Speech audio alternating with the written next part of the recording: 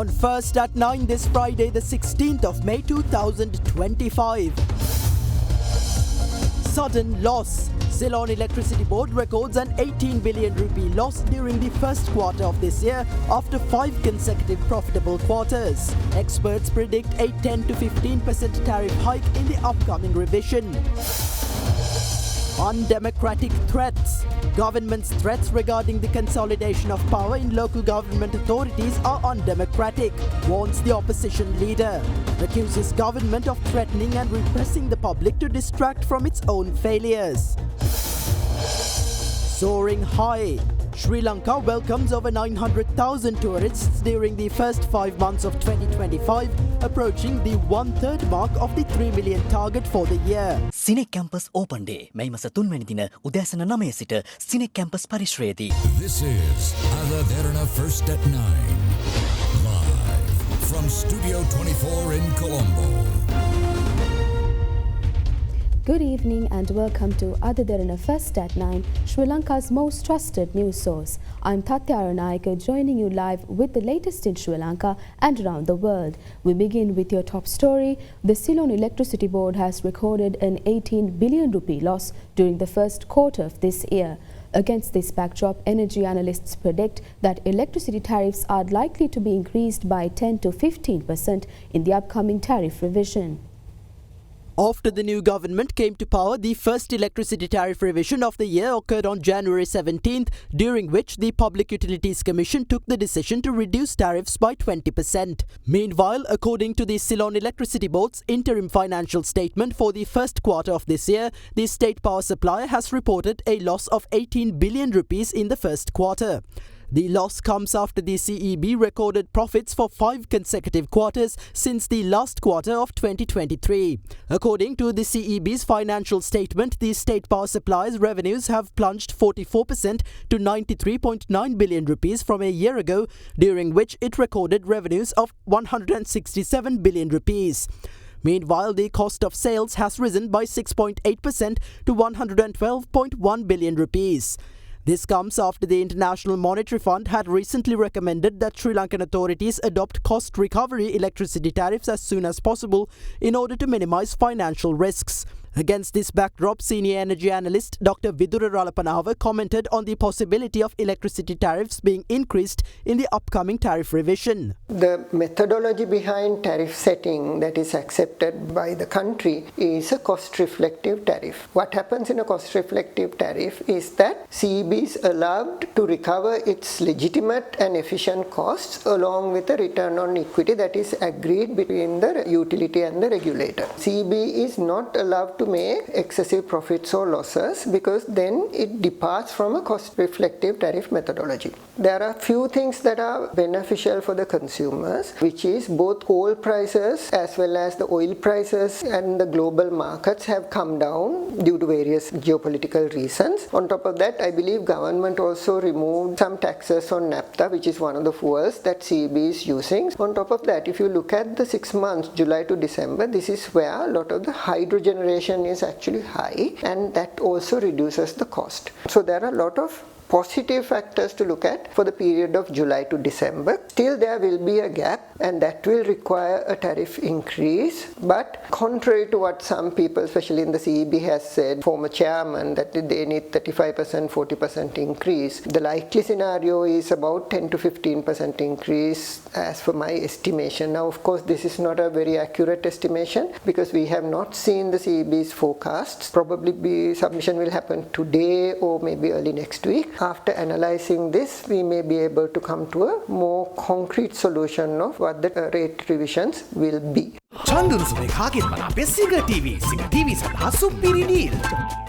Opposition leader Sajith Premadasa says that the threats issued by the government regarding the consolidation of power in local government authorities are undemocratic statements. While addressing a meeting in Kuttiawatta today, Premadasa further asserted that the government is threatening and repressing the public to mask its own incompetence. A meeting was held today at the Kuttiawatta West 797 housing complex to assess issues faced by residents under the patronage of the opposition leader and leader of the SJP Sajith Premadasa. The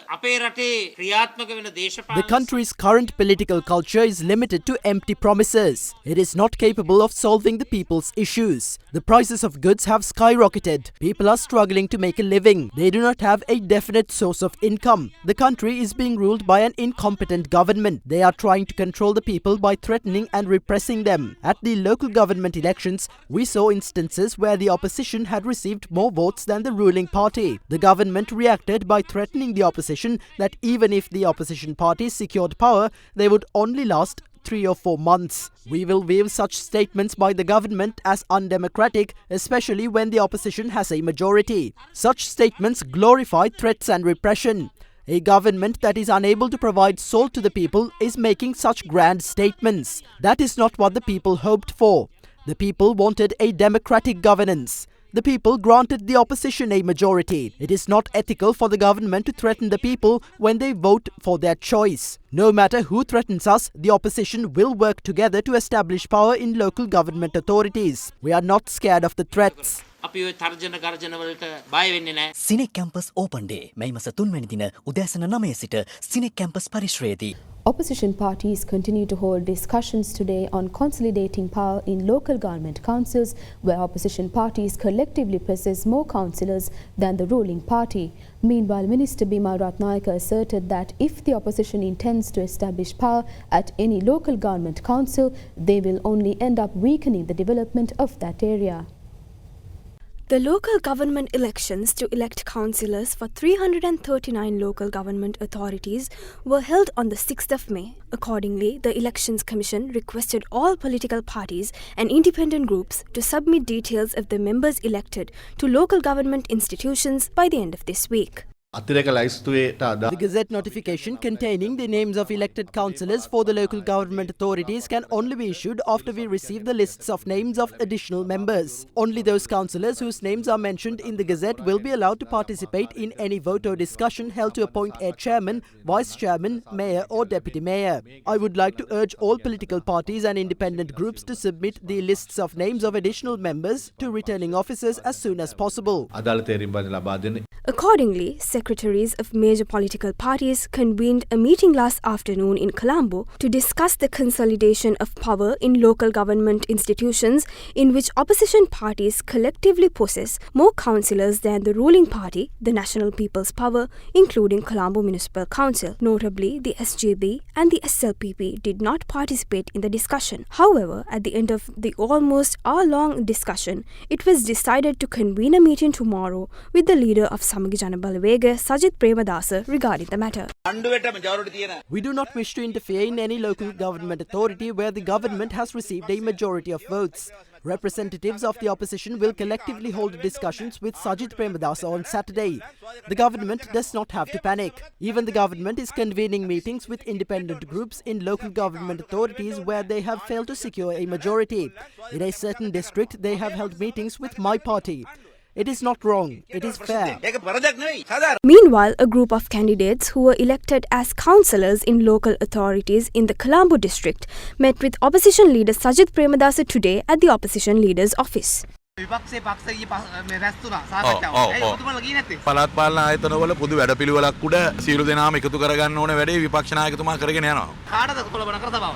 Colombo අපි ගන්නවා. අධිපතිතුමා මොනතරම් තර්ජන ගර්ජන කෙරුවා වුණත් අපි ඒවට බය නැහැ. අපි අනිවාර්යයෙන්ම ප්‍රජාතන්ත්‍රවාදී ලෙස සියලුම විපක්ෂයේ බලවේග ඒකරාශී කරලා අපි පළාත් පාලන ආයතනවල බලය පිහිටවනවා. In the meantime, SJB parliamentarian Rohana Bandara claimed that death threats had been issued against him for his efforts to consolidate power in local government institutions. I will explain what the letter says. First and final warning. We have already secured power in the Pradesh Sabha. We will not be responsible for the terrifying harassment and the dangerous situations you will have to face by engaging in acts including trying to gain power or interfering unnecessarily and issuing statements criticizing the government. You will be faced with cruel results including death if you publicize this letter. That is what it says. We filed a complaint on the 14th of April with the Anuradhapura police regarding the threats. Additionally, I have also informed the Speaker of Parliament through a letter. When you look at the contents of this letter, it seems to fulfill the government's requirements. The incumbent government has a history of threatening people through similar letters. If the government wishes to be cleansed of this accusation, they have to arrest the perpetrators of this incident. Meanwhile, representatives of several political parties expressed their opinions on the consolidation of power in local authorities. We did not introduce this election procedure. It was introduced by the NPP and the JVP. We opposed this election procedure from the beginning. They did not listen. Now they are grieving over their own election procedure. We will respect the people's choice at every Pradesh Sabha.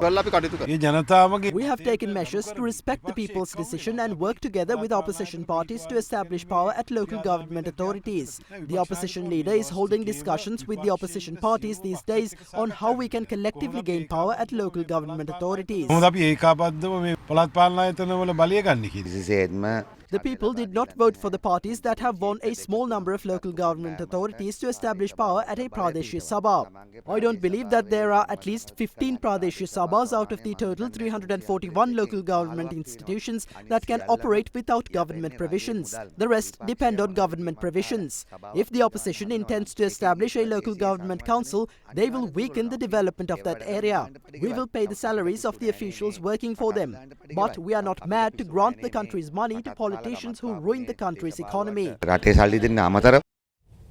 Prime Minister Dr. Harini Amarasuriya pledged that the government will pay attention to tackling safety concerns faced by female employees within the nursing sector and across all other professions. She made this statement while addressing an event held to mark International Nurses Day. Speaking at the same event, Minister of Health and Mass Media Dr. Nalinda Jayatissa assured that the nursing sector will see over 3,000 new recruitments in a bid to address staff shortages. An event to mark International Nurses Day organised by the All Ceylon Nurses Union was held in Kandy yesterday under the patronage of Prime Minister Dr. Harini Amarasuriya and Minister of Health Dr. Nalinda Jayatissa. I was told 95% of employees within the nursing profession are women. We must take a minute to think about why that is the case. I believe there are special conditions which arise simply based on the fact that 95% of employees are women. Job security does not only depend on one's salary. We must also think about how safe the work environment is. These topics are not discussed enough. We must discuss these matters. You too are an employee. You as an employee possess the right to perform your duties in safety. I believe our focus should be directed towards these matters.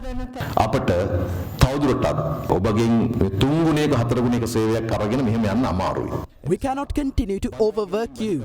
We are focusing on increasing recruitments.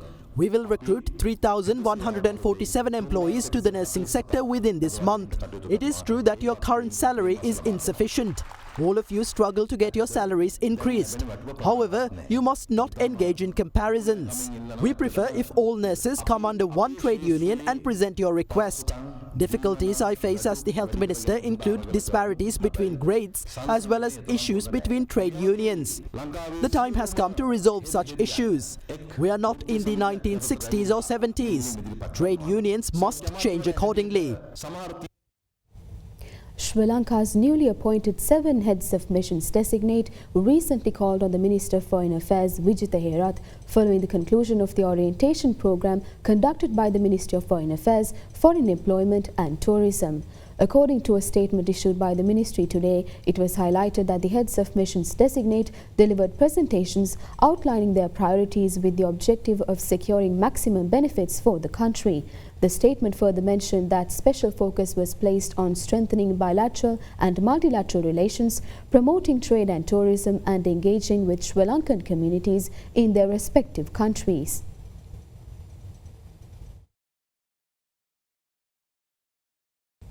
The national commemoration event of Sri Lanka's victory over terrorism will be held on the 19th of this month under the patronage of the Deputy Minister of Defence, who will represent President Anurukumara Dissanayake. Meanwhile, governors of the 9 provinces are set to hold events to commemorate the war heroes of each province simultaneously. A press conference was held today at the Ministry of Defence to raise awareness about the national commemoration event of Sri Lanka's victory over the LTTE on the 19th of May. වසර 30ක් තිස්සේ පැවති ත්‍රස්තවාදී උවදුර නිම කරමින් After putting an end to the war, which lasted over 30 years, the country's tri-forces, the police and the civil defence force had the ability to bring peace on May 18, 2009. Around 27,000 defence personnel, including tri-forces and the police, sacrificed their lives for the sake of our future, while a significant amount of personnel were left disabled. As a nation, we must pay our respects to them. The key program of the annual national commemoration event will take place in Colombo on the 19th. All is prepared for the commemoration event to be held at the National War Memorial in Battaramulla. As usual, the event is held to commemorate the fallen war heroes and express the nation's gratitude towards them. Simultaneously, the governors of the 9 provinces will hold events to commemorate the war heroes of each province. The main program will take place on May 19th from 4 p.m. to 6 p.m. in front of the National War Memorial in Battaramulla. For the program, the 3 highest ranked military officers in the country, the 3 marshals who commanded the tri-forces at the end of the civil war in 2009, as well as the Deputy Minister of Defence representing the President, will participate in the event. We have planned this program for the 19th with them at the forefront and under their leadership. It was revealed before the Colombo Chief Magistrates Court today that former President Ranil Wickremesinghe's assertion that MP Chamara Sampath Dasanayaka's decision to withdraw fixed deposits of the Uva Provincial Council prematurely during his tenure as the Chief Minister of the province was legal had been made upon an appeal by MP Dasanayaka's wife. When the charges against MP Dasanayaka were taken up before the court today, the Bribery Commission submitted to court that Wickremesinghe's statement made during a media conference had adversely impacted the ongoing investigation. However, former President claimed that the Bribery Commission's claims regarding him were a deliberate misdirection of the court. The legal action filed against MP Chamara Sampath Dasanayaka, alleging that he caused a loss of over 1.76 billion rupees to the government by withdrawing a fixed deposit of the Uva Provincial Council before maturity in 2016, was recalled before the Colombo Chief Magistrates Court today. MP Dasanayaka, who is currently remanded in custody over a separate charge of misappropriating funds from a state bank under the pretext of providing book bags to preschool children in 2016 while he was the Chief Minister of Uva Province, was produced before the court. Former President Ranil Wickremesinghe in a recent media briefing stated that in 2015, during his tenure as Prime Minister in then-President Maithripala Sirisena's government, a Treasury circular had been issued allowing the fixed deposits of provincial councils to be withdrawn before maturity, and that therefore the action taken by MP Chamara Sampath Dasanayaka was not illegal. However, the official who represented the commission to investigate allegations of bribery or corruption in court today submitted that the relevant circular was issued on the 22nd of November 2016, while MP Chamara Sampath Dasanayaka had withdrawn the relevant funds on the 29th of February 2016, 9 months before the circular was issued. The official went on to say that when the Bribery Commission had recorded a statement from former President Ranil Wickremesinghe in this regard, it had been revealed that he had made the claim without being aware of the date the circular was issued. She added that the former president's statement had adversely impacted the Commission's ongoing investigation and created public unrest. The Bribery Commission official further revealed that former President Wickremesinghe had told the Commission that the relevant media briefing had been called upon an appeal by MP Dasanayaka's wife. Accordingly, the Bribery Commission requested that the bail granted to suspect Chamara Sampath Dasanayaka in relation to the matter be cancelled and that he be remanded in custody as he is obstructing investigations. However, Councillor for MP Dasanayaka President's Counsel Kalinga Indatissa, who informed the court that the Badulla Magistrates Court is scheduled to announce next Monday its order regarding the bail application of the suspect, who is currently in remand custody in relation to a separate matter, accused the Bribery Commission of attempting to prevent his client's release on bail. He further submitted that MP Dasanayaka had not requested that former President Wickremesinghe made the relevant statement, adding that his client is unable to prevent the former president from making such a statement. The President's Counsel, who asserted that his client has not influenced any witnesses and that no public unrest has arisen, requested that the court reject the Bribery Commission's request. After considering the facts, Colombo Chief Magistrate Tanuja Lakmali rejected the Bribery Commission's request to cancel Chamara Sampath Dasanayaka's bail with regard to the matter regarding the fixed deposits. Meanwhile, former President Ranil Wickremesinghe, issuing a statement regarding media reports on today's legal proceedings, claimed that the Bribery Commission's presentation of facts regarding him was a deliberate misdirection of the court. The former president also stated that he is seeking advice from his lawyers to take further steps in this regard.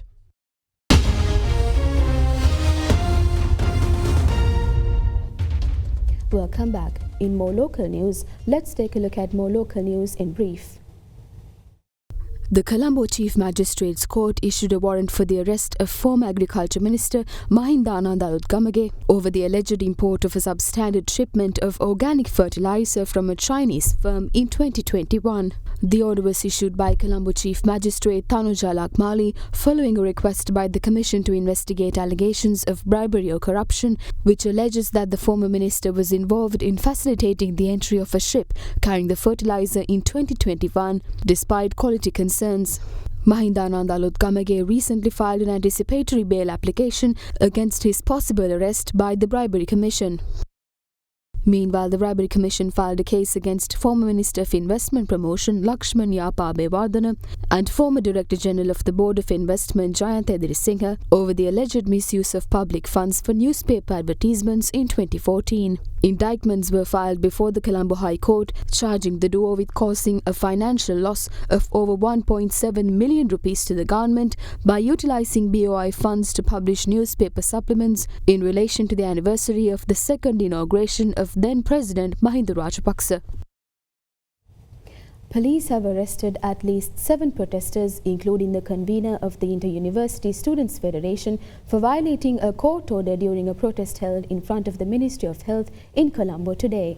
The protest took place this afternoon and heavy police security had been deployed in the surrounding area as the Maradana police had obtained a court order from the Malika Kanda Magistrates Court prohibiting any protests. The protest was held jointly by the Inter-University Students' Union and the Allied Health Sciences graduates based on several demands, including the formulation of a systematic procedure for the recruitment of allied health graduates into the public service. After the arrests, the protesters resumed their protest in front of the University Grants Commission.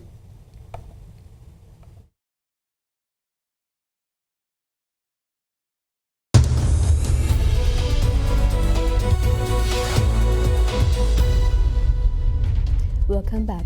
In your business news, Sri Lanka has welcomed 956,639 tourists from the 1st of January until the 13th of May this year, nearing the 1 million tourist arrivals target of the island nation's target of 3 million tourist arrivals in 2025. According to the latest figures from the Sri Lanka Tourism Development Authority, 59,755 tourist arrivals were recorded between the 1st and the 13th of May. India continues to be Sri Lanka's top source market with 18,812 tourists during the first 2 weeks of May, while Germany trails in second with 4,447 tourists visiting the country. A significant number of tourist arrivals were also reported from the United Kingdom, China, Australia and Bangladesh.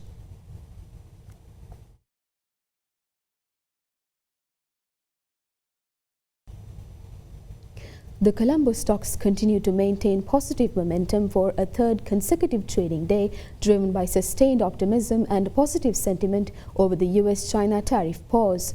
The benchmark all-share price index closed 64.4 points higher today to close trading at 16,379, while the more liquid S&P SL20 gained 25.04 points to end at 4,820.67. The SPI gain was largely backed by gains in John Keel's, LOLC Carson's, EB Creasy and Sampath Bank. Retail and high net worth investor interest was mainly witnessed on banking sector and blue chip stocks. Analysts say the market was reset with confidence as US-China reached consensus and India-Pakistan announced ceasefire. Today's turnover was 3.1 billion rupees, above the monthly average of 2.3 billion rupees. With that, here's a look at today's exchange rates.